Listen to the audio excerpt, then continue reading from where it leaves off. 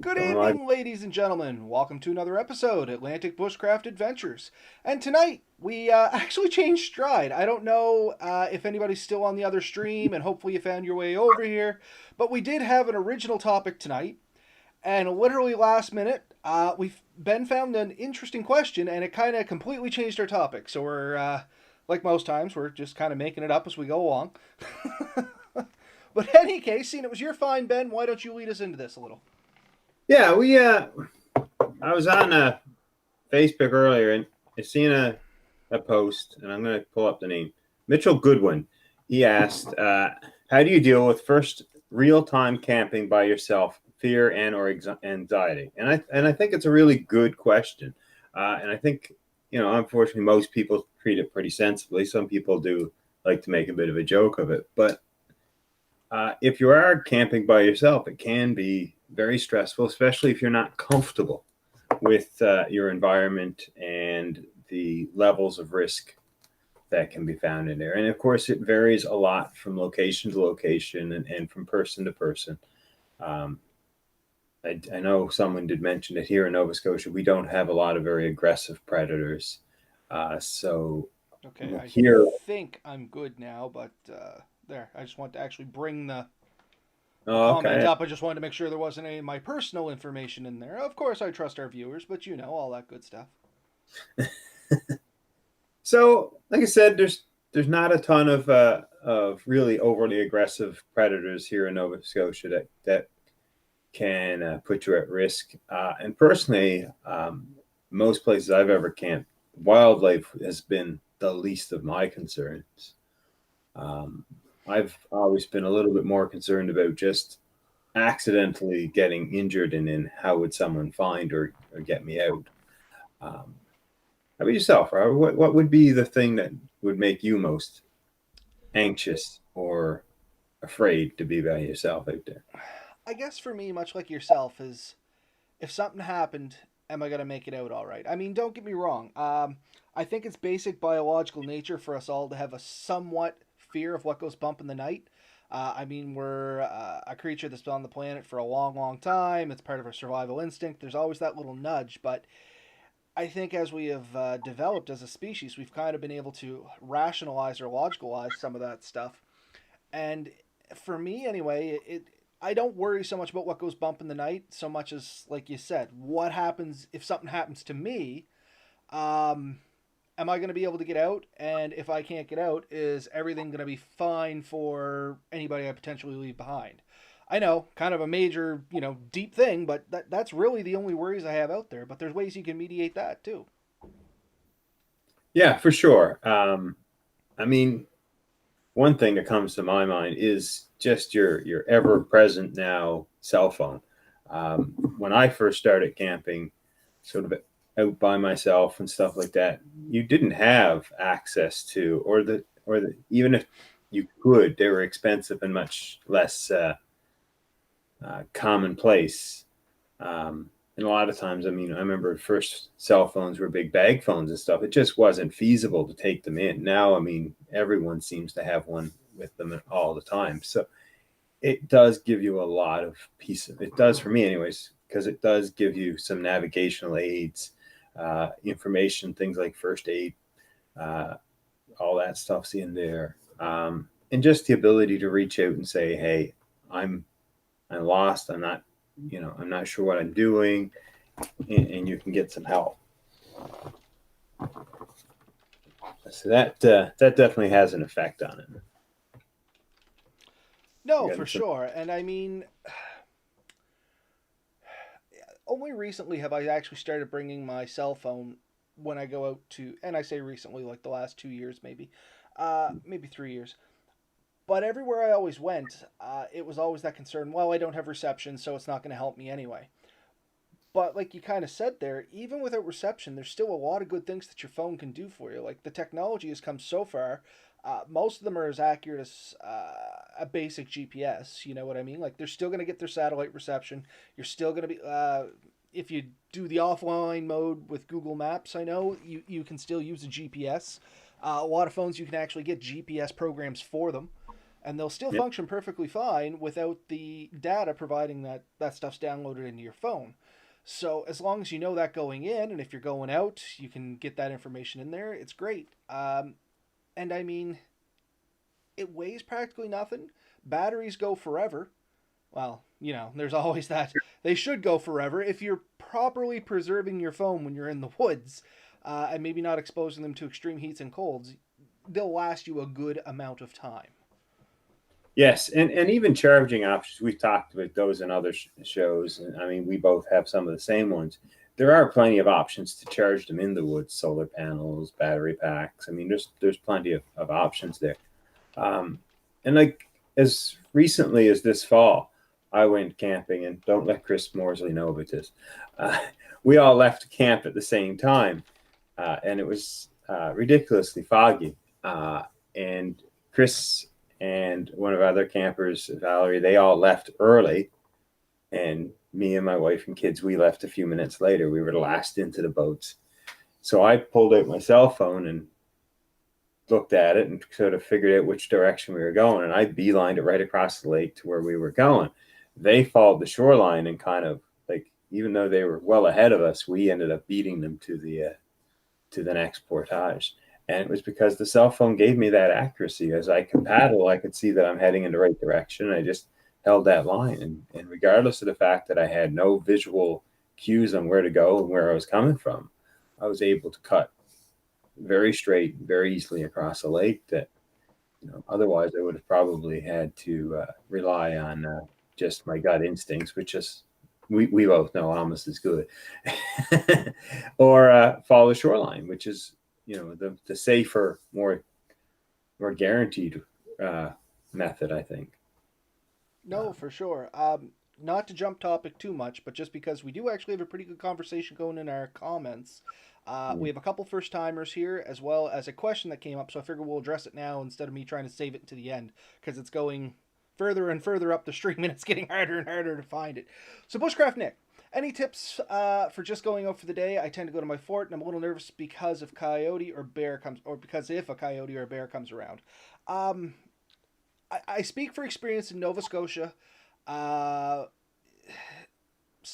more so than anywhere else. But I mean, here, bears, unless you're giving them a reason, like inviting them in with, usually at night, you'd have more worry about them actually finding you. Bears are generally, uh, they're a curious species, but they're a cautious species. Black bears, anyway, in Nova Scotia. 9 times out of 10, that bear is going to be gone before you walk onto it. I mean, if it's a real concern for you, and you're in an area where there might have been potentially some bear activity, and you're really worried, you can get something called bear spray. I think you can pick it up from Canadian Tire and stuff like that. But myself personally, I have never found a reason to need it. Simply because, like I said, bears are generally curious but cautious. I make sure my food is stored away from me. I don't wear anything, like I don't drown myself in sardine juices or something like that before I go walking through the woods, and just be kind of a little proactive with your safety that way. Now, coyotes, I do know there has been some issues with them as well. And there has been some reports of people potentially getting approached by them and stuff like that. Once again, has not been a problem for me. I'm always fairly cautious about where I go. When I'm traveling to and from, I try to look at signs for things that have been there. Like, is there any high amounts of coyote scat?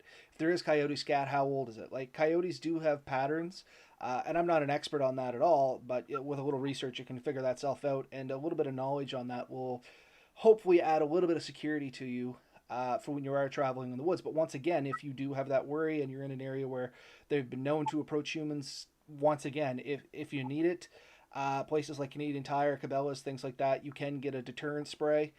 I think you have to do a little paperwork, it goes on file, and you can buy it basically from the sporting goods counter, if I'm not mistaken. Ben, do you know anything about that? I've never purchased it myself either. I do know our search and rescue group did purchase some of the, I think the bear bangers or something. Keep Um, talking. I think I got one of those, and I'll show it. Another good method. The ones we had, I think, fit on the end of a pen like device. You pull it and it fires it off, makes a little loud pop or bang, um, and that noise will scare them off. Other people have used the bells, just little bells, anything to make a noise, can sometimes drive them away. But you got some bear bangers there? I do actually. So this little Yeah. kit, you can actually see the price on it, $34.99. This comes with, I don't know, 3 flares and 2 bear bangers, and these Hmm. bear bangers you can purchase from Mech. I think you can get 6 of them for around $35 as well. And this actually comes with the launcher True Flare. Once again, we are not sponsored by True Flare or anything like that. We're not sponsored by anybody, so this just happens to be a product I have. I'm not saying this is the best product. This is just one of those things. There's other brands of these floating around, some generic, some not. Not to be confused with, I just happen to have this here, so for demonstration purposes, like road flares, not really the same thing. I do know people that have actually packed these saying that they're going to use them as a deterrent. If you're in the woods and it's dark, and you have one of these and it's a dry season, you may potentially have the urge to strike one of these suckers off, Don't and do that is detrimental. So it. if you are traveling in the woods, backpacking specifically, road flares are kind of meant for the road. Product like this, more meant for the woods. They burn a little cooler, though you still have to be careful with them. And the bear banger things are a pretty good product. They make a pretty big bang. The thing with these to realize is you don't want to shoot it over the bear and land behind them, because then it'll come towards you because it's going to run away from the sound. You got to get it between you and the bear. So you have Yeah. to have a little bit of distance between you to use a product like this. This isn't something like where it's 10 feet away from you unless you're going to shoot it at your feet. And that could, startle the bear into doing other things. This is kind of like, it's a few yards away and you just want to give it that nudge to get out of there. Yeah. That's the one I want to throw out there too. Is a lot of people think, "Oh, I'll just aim it towards the bear and that'll help scare it away." The problem is if it goes on the other side of the bear, of course he will run towards you. Uh, but these are all methods. Even just having a good little cook fire, like it doesn't have to be a big blaring fire. A lot of animals would just avoid fire in general, so it's always a good security thing. And I think kind of going back to the anxiety and fear, one of the best methods I've ever come across with is a nice little fire. For me, having that fire, that's something that you can sit at and concentrate on and just enjoy. It sort of takes a lot of that away. It gives you some light, it gives you some heat, and it really gives you an emotional comfort that's hard to beat. So that's definitely one of my recommendations. I mean, it's not always possible or recommended that you have a fire, but if you can, that definitely helps. Yep. And you mentioned a bell. I heard that just so sticking my headset back on. A whistle. Any loud noise will deter them. A couple more things from our comments there. Bushcraft Nick, he has a foghorn. Is that good enough? If it's one of those rechargeable airy horns, yeah, once again, it's a sound deterrent. It's going to scare most wildlife. It startles them. And I think it was Chris. Yeah, Chris Hillier. I highly disagree with bear spray. Bear bangers are much better and safer idea. That's why we demonstrated them there. Although some people, I know for the longest time it was hard for us to get bear bangers in my neck of the woods. Seemed like nobody had them, and ordering them online was next to impossible. But you could go to Canadian Tire and get the bear spray. That's why I mentioned it. It's better than nothing. Much like yourself, I'm not a huge fan of it because there's a lot of factors that come into play when you deploy something like that. Wind direction being the biggest one. And in the heat of the moment, a lot of people tend to forget about that aspect. Um, and they end up coating themselves and stuff like that. But yeah, anything you're going to use like this, it's only as good as your knowledge on it. And you're going to find that's kind of a running theme with a lot of stuff we're going to talk about tonight. You have to be comfortable with anything that you take into the woods. Yeah, very much so. And that kind of is a huge segue into my next point. I think one of the big things to sort of reduce that anxiety and fear is to be really comfortable with all your gear. We've often started, I think, from our very first show, we've always said, test your gear, know your gear before you go out. The last thing we expect anyone to do is go out with, be it a compass or a sleeping bag or a tent or a hammock or even a tarp that you're not familiar with. You're not sure how it's going to work, what it's like, because that's going to add to your anxiety. When you go to leave and you're wondering, is this going to work? Is this going to be comfortable? Is this going to be what I need? All these questions. If you're not familiar and comfortable with your gear, that's just going to be an added strain, regardless of your concerns with animals and everything else. Right down to things like footwear. If you go in with brand new boots that you've never really walked in before, by the end of that night, you may really regret that decision. You may say, I mean, they've galled up my feet now, I can't walk, or I've twisted an ankle because they just don't fit right, and you're stuck with them. You really don't have a lot of options until you get back out, unless you happen to bring another pair of footwear. I was just kind of following along with the comments there too. So, um, Right? yeah, and that was a great explanation there, Ben. Like I said, it's you're only as or the piece of gear is only as good as you are good with it. Yeah, So having that bit of knowledge, saying, yeah, for us, instance, we try our hammocks and stuff before we go out in the woods. We try tarps, different setups and things like that before we go out in the woods. So just going into the woods, knowing, yeah, I've set this up. I know the ideal way of setting it up. I can see some of the complications that I could potentially find. Um, and I know how this tarp is going to work with it. I know everything that needs to be done. That right there is a huge credit to your boost in morale yeah. and calming your nerves and stuff like that. Just being able to rely on your gear and knowing you know how to use your gear. As Ben said, even a pair of boots, if you've never worn them before, you don't know how they're going to act on your feet after an hour, 2 hours, 3 hours, a day, 2 days later. I mean, there's the more prepared you can be with your gear, your equipment, your personals, all of that stuff, it's going to help take a huge burden off you as you get into the woods. The Uh, same thing can be said for your backpack. We've had episodes where we've spoken about backpacks and stuff. So many pieces of gear that can really affect your trip. And as we always say, and I think we'll always well say, know your gear, test your gear before you leave. It makes a huge difference in the overall trip. Um, that's not to say when you get out there you can't try something different. Uh, for example, if you go out with a tarp, but if you're fully familiar with being out there with a tarp and you decide I'm going to try a different setup, that's cool. If it doesn't work, you still have setups that you're familiar and comfortable with. You can always switch back to one of those if you get out there. But if you go out there with a tarp you're fully unfamiliar with, it may not set up the way you expected it to, and you may not be prepared. The extra lines, extra tie down points, whatever it happens to be, that's going to make that tarp work for you. Just as an example, um, always have options to work with. no, for sure. And going with the tarp thing, the first time you and I went out at the waterfall, there was tie downs I had that I couldn't really tie anywhere because of the situation I was in. But where we had, or I had tested that before, Mm. and you had previous experience, that was a big help. We were like, oh, let's just tie it around that rock. We'll tie it here, tie it there. We made it work. But Yep. somebody going out there with a brand new piece of equipment, maybe a little green around the gills at the woods in general, um, it's very easy to get panicked and tunnel your vision into, oh my God, this is an unsolvable problem. And that's kind of another thing. You got to get out of your own head too. Staying calm, taking a step back, and thinking things through not only builds your confidence because you're calming yourself down, you're realizing that these are minor problems or should be minor problems, and you're thinking of solutions.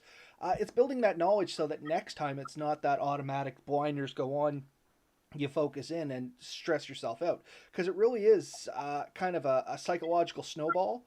Once it starts and it keeps starts accumulating, it's really hard to start breaking yourself from going down that path. Would you not say, Ben? Oh, I agree 100%. You can easily spool yourself up to the point of actual pure panic. And from there, it's really hard to come back. And in that state, the likelihood of you making some really bad decisions goes up through the roof. Um, so when you do have a problem, when you do have something that comes up, it is really important to stop and really think about what you're doing rather than react. And then when that eventually almost invariably leads to another problem, reacting to that, now you're just reacting. And when you're only reacting, you're not thinking, you're not doing the best thing. That's when you tend to make a lot more mistakes and get yourself into more trouble. So staying calm, as hard as that is, like it's easy for us to say, stay calm, think about what you're doing. It is of the utmost importance. If you're going to go out and spend time by yourself, you have to be prepared to be able to calm yourself down when something isn't going right because you fall in the river. You know, now you're wet and soaked and cold. You have to react correctly. You have to make the right decisions. I mean, the right decision is to get that clothes off and get yourself dried. but you might think, well, it's cold. I don't want to take this. You can be in the winter. You keep that. You're way better off being naked and cold than covered in wet clothing and Mm. cold. I think. And get a fire going, get that clothes dried off, get some dry clothes on if you have it, get covered up with whatever you can in the meantime that's dry. You're not going to suck more heat out of you. Things like that. But thinking logically, thinking how you're going to do this, because a lot of these things are not natural, not automatic. They're hard to do. So, knowing what to do. So research what the things you fear are most likely going to go wrong, and really understand the proper response, the safest, best response to those scenarios, so you know how to react to them. I think that's a huge thing. Knowledge, just in general, gaining that basic knowledge. A little bit of research goes a long way. Like both Ben and myself have a little bit of first response training. Yeah, Ben with the ground search and rescue, myself with the fire department. Uh, we potentially have taken a little more training than the average person would, but most of it, well, actually, I think all of it on both our ends, 100% voluntary. And that was one of the reasons we got into volunteering with groups like that. Is it gives you a lot of information that you can relate to other aspects of your life. With Ben's ground search and rescue, he liked being in the woods, so it was a logical step. He gets out there, he knows the woods, that helps him in the skill off being in search and rescue, and the skills that they teach him in search and rescue, vice versa, helps him when he goes off for pleasure in the woods. So that's another way of kind of calming some of your nerves and stuff like that. Is get more familiar with introductory programs and stuff like that. Now, search and rescue, maybe that's not where you want to go. Fire department, maybe that's not where you want to go. But there's lots of things. Like I say scouts, but I mean you could become an assistant at a scout group or a spark group or something like that. Reading some books, Ray Myers, Bear Grylls, Love, Like, or Hate, Les Shrouds, same thing. These are all people that have skills you can draw from. And once you read enough of them and things like that, you can kind of base your own logical opinions in with their opinions and formulate what's going to work best for you. And it's giving you, once again, that active knowledge in your mind um, to kind of keep you grounded, because hopefully you're taking in experiences from learning in these voluntary programs or maybe non-voluntary paid for programs, whatever you happen to do, and it's all kind of sitting like a big database in your brain, so that when something comes up, it's not the first time you've been dealt with it. Yeah, it may have just been a vague footnote in a book, but at least there's something there. yeah, no, 100%.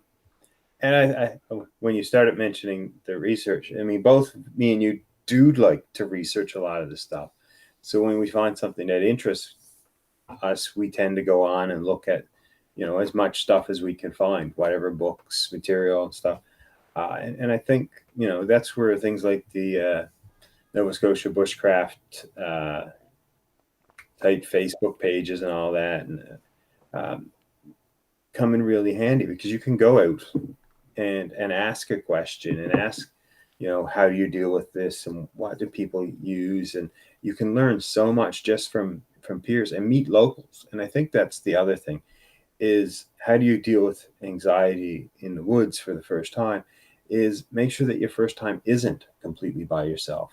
Make sure that you go with people maybe that are familiar, that do bring you a level of comfort, so that you ease yourself into a solo trip, because a solo trip does have its own risks and stuff, and you wouldn't want to necessarily go into that completely blind. And one of the comments I read, because I read a lot of the comments, I didn't read all of them, was someone said, well, what if there's no one to go with you? You'd be surprised how many people are out there who are willing to go and are looking for people to do this stuff. And it is as easy, and I've discovered this a lot over the last few years, as asking. As easy as just throwing out, I would love to go camping here. Anyone interested?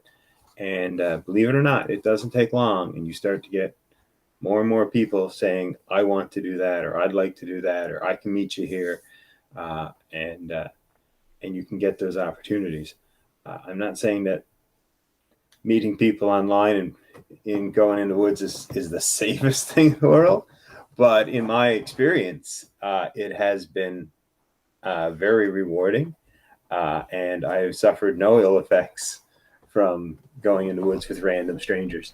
I don't know how about And like you. we joked about before we started. What's the chances of two mass murderers being in the same spot? Old joke. If I'm sure lots of people have heard that joke before, and if you haven't, we'll leave you with that to wonder a bit. I was just laughing at Chris Hillier's thing. He said, meeting people sucks. And Yeah. yeah, a lot of us that go into the woods, we do like that isolation, but that comes later in life. You know what I mean? Once you get comfortable and stuff like that, then you look for that solitude, a little detached from everything. But like Ben said, first going out, ask around. People, be bushcrafters, campers, survivalists, sorry, even preppers and things like that, they all have a general mindset of usually camaraderie, so they're not Yeah. too hard to get along with generally. Once again, um, and they're always willing to help, and they're always looking to expand their own skills. So yeah, you may be going out. Uh, they may just be looking for an opportunity to get out there and practice something or test themselves and look for a reason just to get into the woods themselves. Yeah. So there's always somebody like that. That's kind of how Ben and I ended up doing this together. We were talking about that before this show too. We literally we had met at the Nova Scotia Bushcraft gathering, the original one. Oh yeah, I took the banner down. Um, and I can't remember what year it was. 2014. I don't know. Anyway, at the original one. But we just kind of crossed paths, like, hey, how's it going? Yeah, that's good. And that was the end of it. But that was enough that I kind of knew who he was when we started chatting on Nova Scotia Bushcraft's Facebook page, and we got chatting, and this happened. So I mean, it was just like-minded people. We're both fairly good-natured people, at least I think we are, and that's kind of how the bushcraft, camping, survivaling, hiking, camping, all that. I think I said that multiple times. So anyway, that's kind of how everybody is. It's a very like mindset, and people like to be around people that think like they do. It's a very I don't want to say normal, but it's a very attractive thing for most people. So it's pretty easy. Scrolling through the comments, there was something. It was Christopher Lovelace said, and I was going to say it, and he stole the words right out of my mouth. I think it was keeping busy is a great way to beat anxiety. Woods projects, practicing your survival skills, batoning wood, etc. So, and we've talked about that before. One of our previous episodes a few weeks ago was what to do, or bushcraft boredom, or something like that. What to do when you have downtime. Anybody that's been in the woods for any amount of time will tell you What's that? basically don't have downtime. What's downtime? And that's not because we're so busy doing stuff. It's because we keep ourselves busy.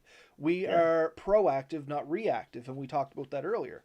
We're always thinking about what could be done that's going to make it a little better for me, and we just, you make a list over time.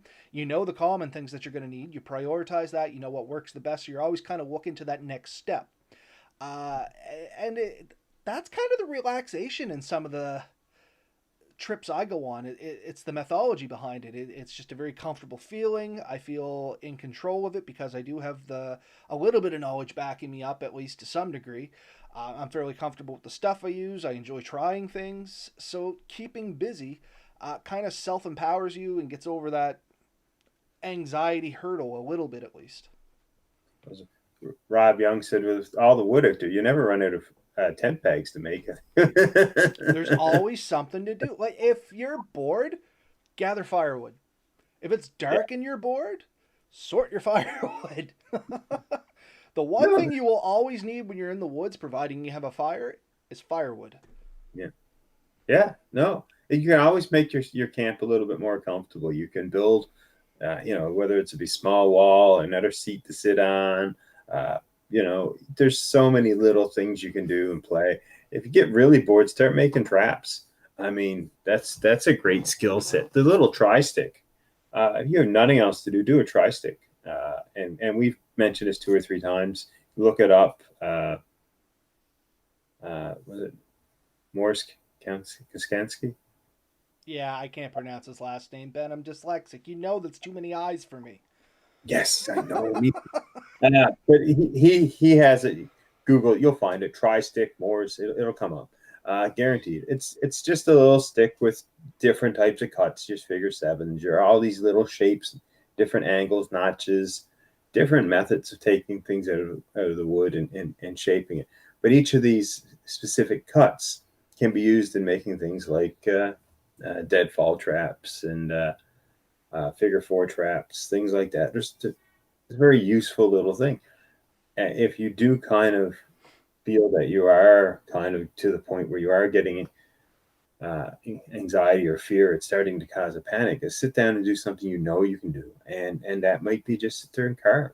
I think that's always a go-to for me. And hence maybe the reason there's so many knives in my pack and pockets and everywhere else. uh, And I think that's kind of, I don't want to say similar for everybody, but it is definitely a good go-to thing. Carving, you're always going to need your knife in the woods, or some form of cutting tool, and the better or the more comfortable you are with handling it, the safer you are, and the more practical it's going to be to you. So there's proper ways to hold a knife to get a power stroke, so you can cut deep and a whole lot off. There's like pivoting points you use on your hands, jibbing, stuff like that to get fine little work. It's always something you can be working on, and at night's a good time to do it. Just want to hit some of the comments coming up here because some of them were funny and some of them are legitimate questions. So, of course, Chris Hillier asked me if it was love at first sight between us. Of course it was. This is a better love story than Twilight, hands down. it took 3 years for either of us to notice each other. We were both playing very hard to get. Steve McDonald, he mentioned watching your video with your wife there, Missy. Awesome video, and he thanked you again. And yeah, if you're interested in going camping with your significant other, they covered a lot of great topics there. I can't remember off the top of my head which one it is. I'll look it up here in a second. But it was a great topic. Unfortunately, I wasn't there that night, but I did watch it. I can't remember why I wasn't there, but it was a good topic. Covered a lot of things that your significant other, could potentially run into in the woods, and gives you a lot of good information. Danny Swan asking us, first time viewer by the way. Hi, Danny. Uh, he asked about us using reflector ovens. I have used a reflector oven, but not like the bushcrafty type. It was one of those big cylinder ones, almost like the as seen on TV, but from those big box smart internet sites where it's like a big tube. You slide it in and turn it, and everything kind of cooks. It worked okay. The downside to those things is you need really strong sun. I don't know if the. Oh, sorry. Go ahead. You're thinking of the solar one. Yeah, Because there is the one where you put like in front of the campfire and the heat radiates in and around. oh, okay. Maybe that's what he's talking about. Can you clarify that a little bit for us, Danny? Um, I guess that would actually make more sense. Reflector oven. Now that I think about it. So as for me, no, I have not had much luck. What about yourself, Ben? There was a lot of information in there. I'm just trying. You're talking about the reflector oven still? Reflector oven. Yes. I have the Coleman oven that can go on top of a propane stove. Have you ever seen those, Robert? If I've not, I'll heard get. you talk about them and look them up. Uh-oh. So it. Just give me one sec there. Hello there, darling. You want to say hi? Hi. Come on in. Wave. Bye. Bye-bye. Bye. Good girl. Good girl. Go to bed, you. Love ya. Good night to Dad. Thank you. I've seen that particular style one used on a campfire before, and it worked okay. Basically, they put it at the edge of the fire, tilted it a little tiny bit, or just laid it over the right coals, and he got up and around. And I personally haven't taken mine camping that way. It's just there's too much bulk for me.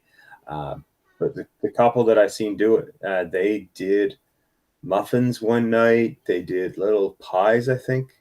The next, it was ridiculous. I've seen I was them. Oh, envious. you're back. I see Dad. I see you. I can say hi. She's watching the podcast on her bedroom TV to go to sleep. Oh, So okay. She wants to see herself. Gotcha. Well, she might. There's an 8-second delay. What were we talking about? Reflector ovens. She's dead. Yeah, fact is. Okay. Yeah, I know the one you're talking about, the Coleman one there. I have seen them used at the Nova Scotia Bushcraft gatherings that we mentioned here. I've seen some great things come out of them. They made some bread, made some sweets, some stuff like that. Like, if you take the time to set one up, I'm sure they work good. Much like yourself, Ben, a lot of bulk. Not something I drag on my, or I would drag on my, like, going out in the woods adventures unless we were going to set up a camp and we are planning to be there for like a week or more. Bit of bulk, bit of weight for my likings, but not that they would be bad in any way, shape, or form. Just, not You can my rig thing. something up with tinfoil too, if you want to spend a little bit of time at it. Obviously it's a limited because it's tinfoil and can only take so much heat, and you pretty well only get one or two uses out of that tinfoil before it's going to be ripped up. You can do stuff with something like that. Just still going through comments here, Mr. Anglers. One really good way to stay busy: have two fires, main fire and a smaller cooking fire. You'll have to have plenty of wood and consistently getting more if not prepared well. Anxiety: cook bacon. Uh, I have actually camped with people that done this two campfire thing or multiple campfire things. Um, yeah, once again, not my thing. A lot of work involved in that, as you said. If you have the time, by all means, you be my guest. I personally want spare time, but no, it's a good They're thing. also the lengthiest campers there are, right? Yeah, and I mean there's linked with that. If you want to expand on it a little more, try having two different types of fires. Try having a surface fire and then like a Dakota fire pit. Yeah. And you can try some stuff out like that. Chris Hillier made a comment about Brokeback Bushcraft. We're just gonna glaze over that one. Oh, and Steve said I was sick. That's why I wasn't doing that episode with you, and that makes sense. Yeah. I know you can tell when I read your comments, Chris, because I start laughing. And Danny Swan was talking about his reflector oven again, that it breaks down flat. Some of the ones I've seen do that too. Still, for me, it's just I don't know. It doesn't fit well in my pack for me. Once again, I'm not saying they're bad and not to try one. I just don't have a lot of experience with them based on that. Eventually, I'd like to get one, get it out there and try it a little bit more. Maybe one of the outings Ben and I go on, we'll try and pick one up. And then we can both have a little experience with it. But unfortunately, just not a lot of experience right now with it. We did take the turkey fryer one time, so Well, yeah, really, I mean, Danny, there's one for you. If you want to go back and watch, there is a video somewhere of us deep frying a turkey in the woods. And hey, we've managed to work it into every episode since, and I wasn't even trying to this time. Because that's been my running gag, is I try to work that deep fried turkey into every single episode. you really wanted their deep fried turkey. That's the reason. Buddy, I got a turkey deep fryer on order. That's how Christmas dinner's being done. But yeah, and something I want to touch on, kind of jumping back on track though. We didn't really deviate this time, which is good for us. But I do see our time is getting up a little bit. We're coming up on that 40 minutes. Is one of the big anxiety factors that we talked about way back at the start is that what goes bump in the night factor. If you're laying there and all you're doing is focusing on what's around you, you're going to hear a lot of sounds and stuff like that that you're not going to make sure what, or you're not going to be sure what it is, and your mind is going to exaggerate it. I can tell you right now, if you're laying in bed, quiet in the woods, and there's not a lot of sound going on around you, a squirrel will sound like a bear going through dead leaves. Oh So yeah, keep that in mind. Most of what you're hearing probably isn't what you think you are hearing. And a good way to get around that, I mean for me anyway, was when I was out in the woods during the day, just stop and take a listen at things around you. Maybe even close your eyes so that helps you focus your mind a little, and just listen to the sounds that are there naturally. And then you can, once again, during the day, everybody has that comforting feeling. Oh, it's not that bad. I can see it. Well, realistically, it's the same sounds just at night, and then your brain is kind of amplifying it because it's taking away one of your senses. If that makes any kind of sense. that's 100% correct. I see my wife as soon as you started saying it, she's over there nodding. Oh yeah. I've often said it. The little tiny brown birds. I don't even know what they are. They're not that important to me, but they make more noise in the woods than any animal. Uh, Little sparrows or whatever that ground. You know what I'm talking about? I'm trying to think of the little finches and stuff. They all make a ton of racket. The tiniest animals make the biggest rackets. They get in there and they start flicking the leaves off, looking for like worms and insects and stuff, and they're just such a racket. Like it's you could watch like a moose walk through the woods, and it makes significantly less noise than one little bird looking for worms and stuff. Squirrels, they get up there and they chitter and chatter at you, and they throw nuts at you. Have you ever been heading squirrels throw nuts at you? It's Maybe, just me. I don't know. That might be unique to you, man. I Did you tick off some squirrels, bud? Apparently, at the cabin, you can hear them. They go up and they start dropping the pine cones and stuff, and they're bouncing off top of my cabin, my car, things like that all the time. But yeah, I've often seen them. They're up there knocking them. They're not aiming at you, but they don't care either. Yeah, They go up and they exactly. just drop them all down. You see them about an hour later, they're there picking them all back up. Right? Damn, I needed that. Well, they just gather them. They put them all in a hole or something, I guess, or shoot, And open the them other up. big one I can think of, and I'm sure you can appreciate too, Ben, is the sounds that come out of a lake. Uh, Oh, there's some weird sounds, and we've talked about this in other ones too. Even rivers, rocks can move under the water, and they make the weirdest sound. Like if you're on an active river and there's a fairly good water flow there, I mean, over time, water will push a rock, no brainer, right? But it might just be that while you're laying there is when it breaks the tension, and this bowling ball sized rock decides to move an inch, and that will sound so eerie in the middle of the night when there's nothing going on. Like we've even talked about, you can potentially almost hear voices. Maybe not like come into the water, but it sounds like people are talking. You're like, is there somebody here? Like it's just weird stuff that you'll hear, and your brain tries to. I think the term is matrixing. It tries to make something familiar out of something unfamiliar. yeah, And I mean, the biggest one that you'll hear is like facial matrixing. The number one thing people see in blots and stuff is faces, because we're trained to recognize faces and put a face to everything. So we try to make something out of nothing, and that's exactly what your brain does laying in the dark. It's yeah, trying to make something out of really nothing. So you don't have your sense of sight, for lack of a better explanation. So your hearing tries to. It's not that it gets amplified, like if you lose your sight, your hearing, you get superhuman hearing. I think that's a complete myth. It's just that your brain dwells on it a little bit more because it's lacking one of those senses to take up some of the thought processing. I don't know. This is my own opinion. I'm not a doctor first and foremost. no, I'm but not I even a think good bushcrafter. you have so much basically brain power, and if you're using some of it to pay attention to what you're looking at and what you're feeling, and but when you're not paying attention to those other senses, when you're just sitting there and relaxed, sometimes the only sense that's really pulling in a lot of information is your hearing, so you pay so much more attention to everything you hear. And you hit it right on the nail with being near like water. I've laid down like in my hammock next to lakes and stuff, and I've heard big splashes like someone threw a giant boulder into the lake, and all I can picture is like a some kind of turtle falling in off the edge or whatever. Like I can't even imagine what makes that sound.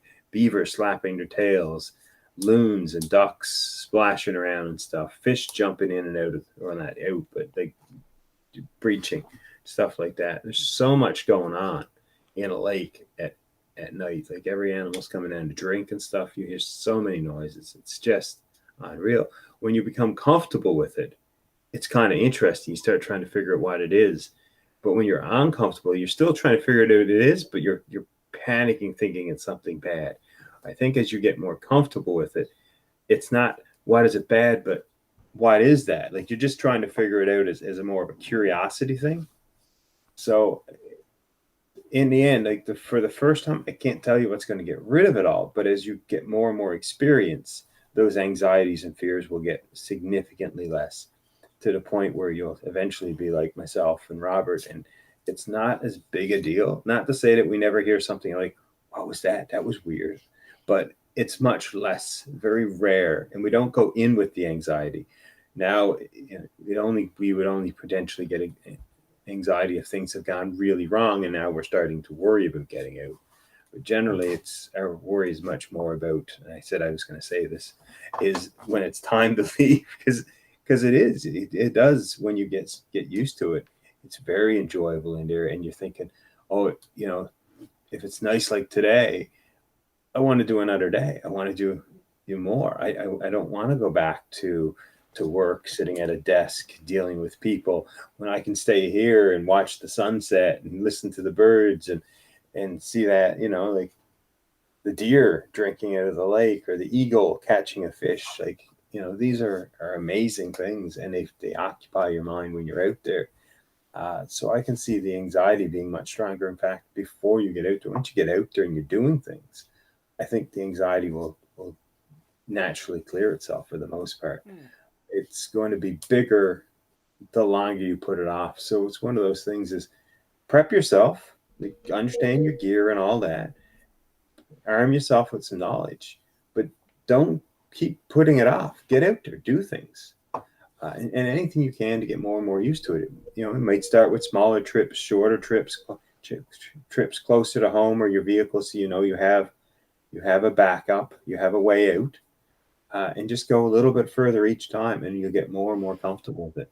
Don't jump in and try and do, you know, a 5 day hike on your very first trip in the most backwoods area that you can think of, because that's biting off more than you can chew. And that would be a good reason to have anxiety and panic, because you are doing more than you're really ready for.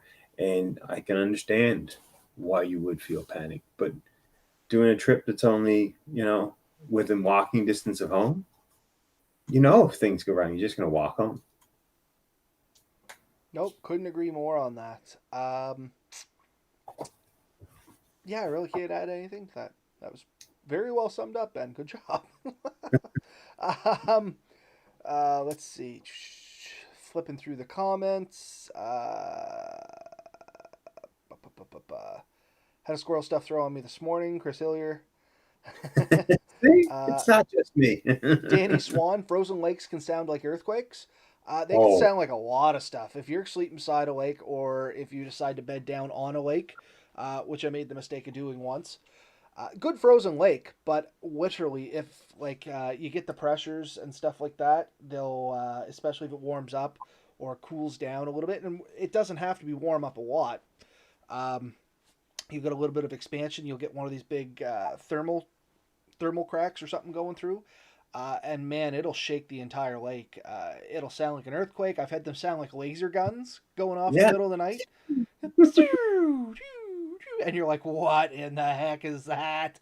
But yeah, there's some interesting sounds that come from there. Chris Hillier, trees rubbing together in the wind is the worst. And I had a little story about this, and I'll keep it very brief. Working with natural resources, we had a call come in that a woman thought there was a deer stuck somewhere in the woods because she kept hearing this scream. And it kind of sounded like a fawn when it's in trouble. And I mean, we looked for this thing for hours. And we could get almost on top of the sound, but we couldn't find this deer. And finally, me and Tom, I'll leave his last name out of here, but we were kind of together going, we can't find this thing. And we heard it, and it was like right on top of us. We're like, where is this deer? And we look up, and literally that's what it was. Two little trees rubbing against each other, and we finally figured it out. But I mean, hours we chased that. So imagine being in the middle of the woods at night and you hear something like that, and you're not familiar with what the sound of a fawn is screaming like in trouble is. I mean, that could be scary. But realize it's all just generally very explainable, non-threatening things. And that's the kind of going out in the woods during the day and taking a second just to appreciate the sounds around you and what they are will translate over to when you're at night. Um, Something else he said was in thick brush, if you're in real thick, you may not feel the breeze hitting you, but it's still acting on the treetops and stuff around you. So that sound will travel, and you're like, oh, that can't be the wind. There is no wind. Well, there's no wind right where you are. Is there wind above you? Like how high up? Maybe you're in a dip, and on the two hillsides, it's still blowing a little bit. That sound will travel a long way. That's the other thing. Something you think is right on top of you could be hundreds of yards away. Sound travels a long way at night. Not that it doesn't travel in the day, but once again, you're tuned into it more at night. And it sounds like it's right on top of you, and it's nowhere near you. I remember the most freaked out I think I've ever been in the woods. I was with my cousin Johnny, and we were way back in a river, and just exploring, and all of a sudden we heard this like thumping. It was a slow thumping, and it got louder and quicker and quicker. And it was like we started thinking, is it like, you know, a bunch of natives doing some kind of like native dance or something? Like it was getting pretty loud and pretty insistent, and it got more. I mean, did not. No, there's nobody around us. Like, you know, there's no local native group or no other hunters or hikers. Like it's pretty remote where I grew up, and we listened, and all of a sudden it just sort of petered right off.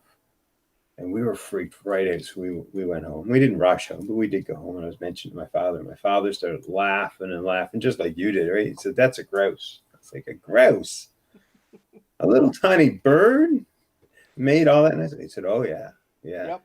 Since then, like, I've done the research and I've seen it, and that, yeah, like, they make this ridiculous, drum noise. When I lived in Miragamish before the house burnt down there and before we headed up to Snuff, there was one living under the house because it was on sonotubes and there was a good like 2 feet of room under it. And Yeah. that thing would start doing that crap when it was under the house.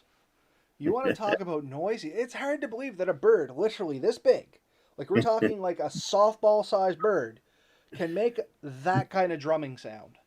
Yeah, oh yeah. I'm not saying that comment, Chris, but if anybody wants to see it, out of fear of mine and Ben's safety, they can read it in the comments. It's not too bad, but Ben's scrambling for his phone. I can see it going. No, no.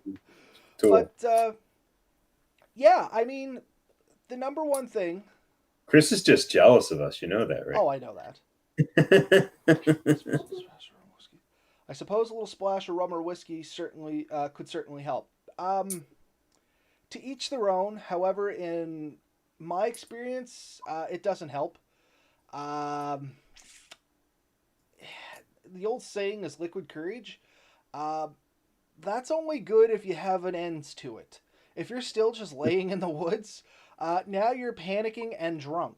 So just keep that in mind. Generally, and we're not against it. We have a few, adult beverages when we're in the woods and stuff, but we never really get too hard into it. You want your wits about you to some degree. You want to be fairly sharp, just in case something goes wrong, not in case you get attacked in the middle of the night or something like that. We never really have that fear, but the wind could change, and now you're potentially safe fire. You may have to contain it better, or somebody mentioned it earlier. I think it was Chris again, Christopher Loveless. I think Widowmakers. Maybe you see something potentially that's dangerous, and you got to correct that. Like now, that's not something that can wait. So you kind of want to half keep your wits above you, to some degree. Oh yeah, I know Melissa already read it, Chris. That's fine. I'm just not gonna throw myself under the bus on YouTube. So I'll do that in the privacy of my own home, where she can yell at me in peaceful bliss for everybody. No, she's good with it. She's laughing. I know she is. It's the weirdest thing. Are people dropping off the stream? Because every now and then I look over and it says we have 0 viewers, but people are still talking. Are we freezing up? Is there a problem there, or is it just YouTube doing YouTube things? If anybody's I listening, got listed as 8 here. yeah, that's so. what I. Well, it'll be 8, and then it'll just plummet to 0, and it'll stay there for like a minute, and then it'll be like jump back up to 5, 6, 8, whatever it happens to be. Anyway, I think we covered a lot of good things there in our discussion. Yeah. From the comments there, is there anything else you guys want to throw in here? A lot of you have been very active. We appreciate that. We love when you guys come on the show and chat to us. Anybody that's a first-time listener, or maybe have just listened to the cast through one of the streaming services or something like that, you should jump on and chat to us. Like I said, we do try to make the effort to read your guys' comments, include them in, providing they're relevant to our conversation, and we can include them in as long as they're, PG is what we shoot for. We're not kids specific, but we try to be PG. We want all our information and chats to go out to as many people as they can. Yeah, we do have little ones. Both Ben and I have kids, so we try to keep it around, the level that our kids would respect. But yeah, if you have something to include, by all means, jump on, talk to us in the comments. We do check them out, and we do try to address them, and we will say hi to you. I like to think that we're somewhat personable, even though this is a video streaming podcast. Video bomber behind Ben. Oh, Stephen McDonald, video bomber behind Ben. For those of you that are playing along at home, you could see your feet in the mirror behind Ben, probably for the last 30 minutes or so. I was trying to figure out which kid it was. Oh yeah, no. My oldest. That's good. I believe.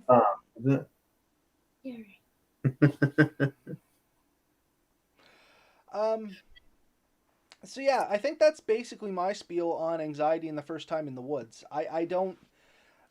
to boil it all up, familiarize yourself and get that self-confidence, not only with the sounds around you, but with your gear, your capabilities, your limitations.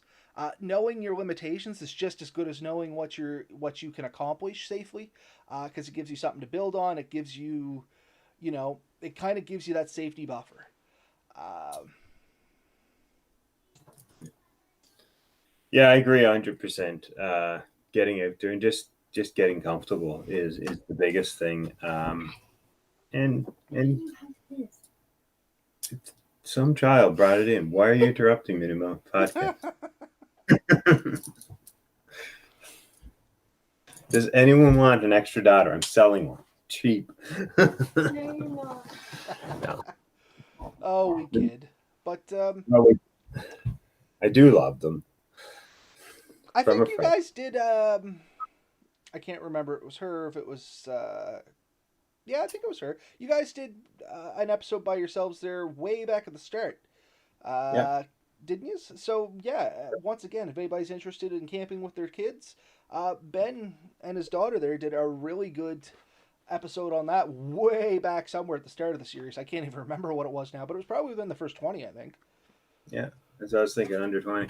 Yeah, me and her, we've gone camping, winter camping, summer camping. I've taken all my family, even my youngest ones were camping. Probably, well, some of them while they were in the womb, two, I three know years my old. youngest was, for sure. Yeah, 2, 3 years old for sure. That we start taking them in more and more backcountry style camping. It might be just a canoe into a single campsite and stay for a couple of days, because when you have kids, they don't really want to be walking, like little kids. They don't want to be walking great distances and stuff. So you do adjust for that. But no, there's no reason that, and I think really we're going to talk about anxiety a little bit push, but the younger you start, I think the easier it is. Starting as a complete adult, or like in your 30s or 40s even, you're not used to it. It's uncomfortable. But when you've been doing it all your life, it's just second nature. You won't have that because you don't associate it as the first time. You don't remember the first times. It doesn't seem to be such a big deal. So where we are wrapping it up, Mr. Angler's had a thing here, and I think it would be an interesting topic just to kind of wind this down. Since we're near the end, could you tell us something that has caused you the most anxiety in the woods? Maybe a Bigfoot encounter or something? And of course, he's laughing a little bit. What about you, Ben? I actually have one in mind. I wasn't camping, I was working at the time, and it was just weird and creeped me the heck out. Do you got something in mind? No, I kind of want to hear yours first. I may have a few. I wonder if they're fully appropriate. Uh, well, this this is one of the ones that is definitely appropriate. It was just kind of weird. So I was working with natural resources. We were doing PGIs. I was out by myself. It's not uncommon for us to go out individually. We usually do them in pairs, once again, just in case if somebody gets hurt or something like that, you have somebody that can use the radio and help you get out of the woods. It's good practice, but there is nothing wrong with going out on your own, so we're not breaking any policies or anything like that. But anyway, I was out on my own.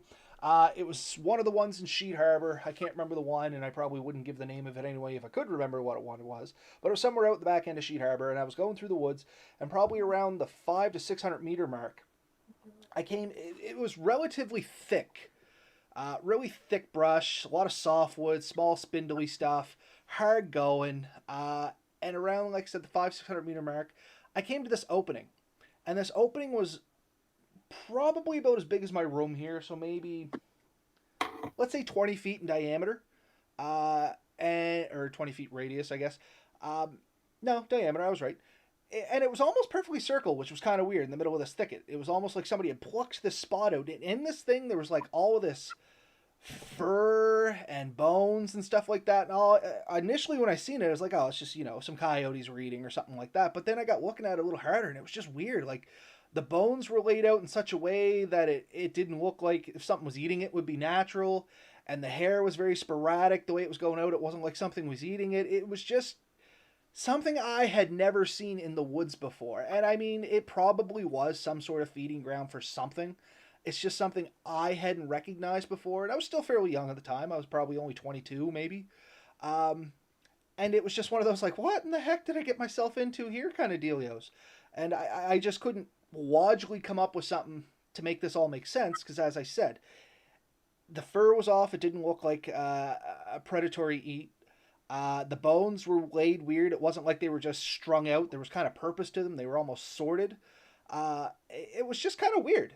And that was something that gave me anxiety for a few minutes because it was just the whole unknown factor, which is, of course, what leads to anxiety and stuff like that to begin with. It's just that, oh my God, I'm not familiar with this. This is a situation I have no input on how to act or what I should do. And that was one of the times I got completely just like, "Bird," and I didn't know what to do. I was like, well, should I make note of this? Should I be worried? Is there a bear here? Is there coyotes here? And then what made things worse was it was so thick and no real discernible trails coming in and out of this area. So I was like, well, if it was a bear, there'd be a fairly big trail, but I mean, like, it'd be hard for a rabbit to get through this stuff. It was just a really weird situation. But that was about it for me. That was the one time I was just kind of really weirded out. Uh, I wasn't scared per se. It was just really weird. You know what I mean? Like I felt very uncomfortable. Yeah, I've definitely had nothing like that. I have, and this isn't so much alone, but not with necessarily other people. I have had concerns with like my pets. So I bring dog camping with me a lot of times. A lot of people do that for protection and stuff like that. I don't look at my dogs necessarily as additional protection, although usually I don't see animals and stuff around. But I do get some anxiety when I can hear like coyotes and stuff out in the distance because I am worried that either they would be attracted to her or vice versa and lose track. Like I wouldn't want to see them run off and then get chased or get separated from them.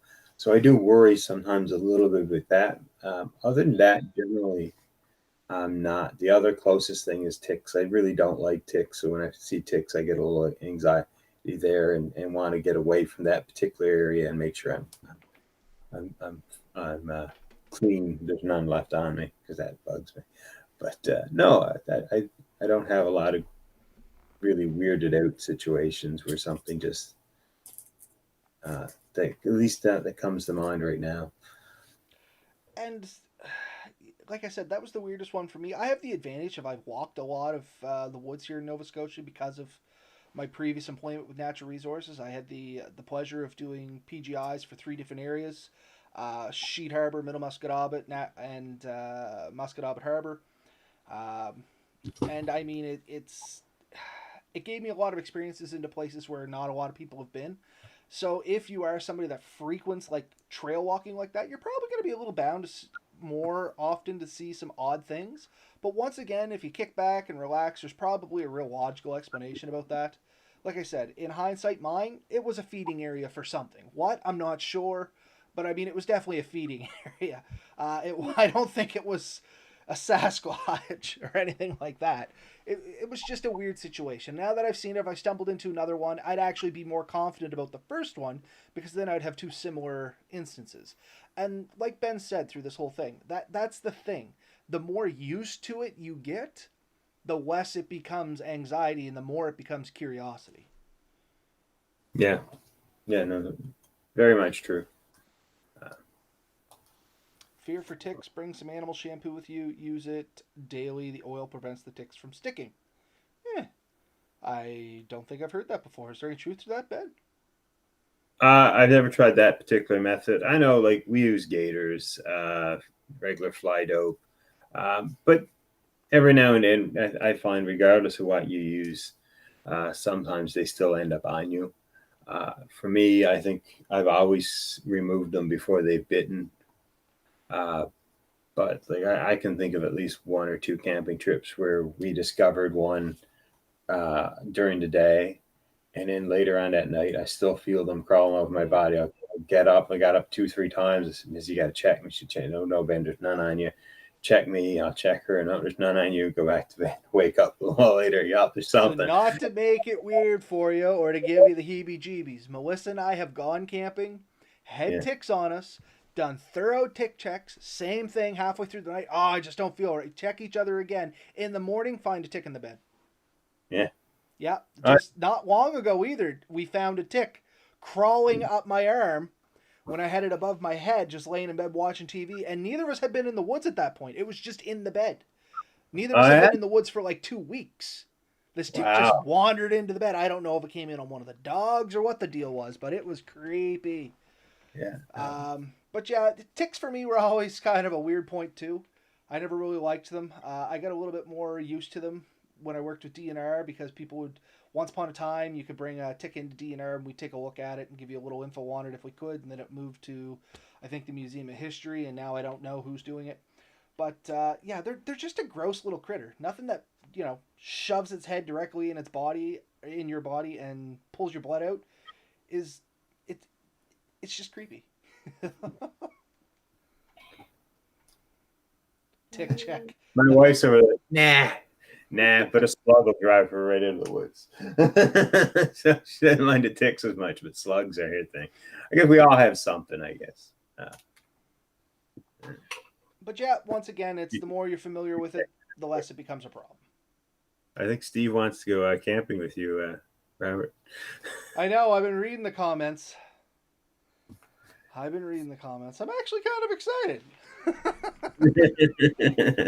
To get ticks? No, I've had my fair share of ticks on me. Unlike your dad, I've had a few embedded into me. Quick tick story. Lake Agmont, if anybody's familiar with the area, it's not too far off from you, Ben. No. I was looking for a eagle with a busted wing, and I had to walk into this ditch only in maybe 20 yards and back out. By the time I came back out, Matthew and me counted how many ticks we were pulling like off my pants and stuff, and we stopped counting around the 52 mark. We were just like, nope, too many, done. I mean, like my legs were crawling the way they were coming up, but that's a very bad area for ticks. That's where you just take a little bit of gasoline and burn your clothes. Yeah, but then you'd have this guy with no pants walking down the road in Lake Agmont. Still less creepy. Still less creepy than the ticks. But, Right, let's see. Yeah, so I think that's all I want to say on the topic, and I think we've addressed all of the questions and comments that we had in the in our chat there. That's prevalent to the topic here. There is some other talk going on there about Labrador and stuff like that. Yes, I see you guys were doing it there. I didn't bring it in because it wasn't related to this. If anybody's listening, feel free to read the comments. There's always good information that comes out of them, not just with our chats here. And that's yet another thing you're missing if you're not coming to our live shows. Yeah, no problem, guys. Like, we do this out of the enjoyment of it. We enjoy talking to you folks. We enjoy talking to each other, and honestly, it gives us a reason just to chat about bushcrafty stuff and kind of keep us in the spirit. So that's why we like when you guys come on. It just makes the discussion that much more enjoyable because there's more opinions. You know what I mean? Yeah, trust you, we're not doing it for the paycheck. Oh yeah, no. But, well, I think that's it for me tonight. Unless you wanted to add anything in there, Ben. No, I'm good. Like always, get out there, enjoy yourself, have fun, do it safe, test your gear, that sort of thing. We accept no responsibility for anything that happens to you in the woods. Yeah. Have a good night, everybody. Hopefully we'll see you out there.